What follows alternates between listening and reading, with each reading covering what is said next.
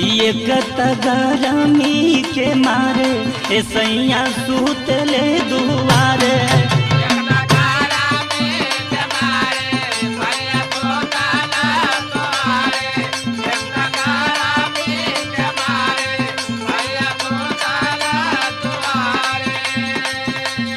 एक गरमी के मारे सैया सूतले दुआरे।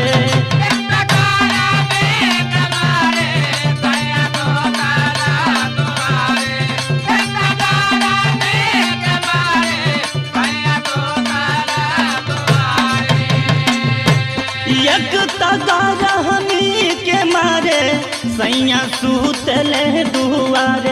अब तह सास ननदिया मारेली मेहनवा।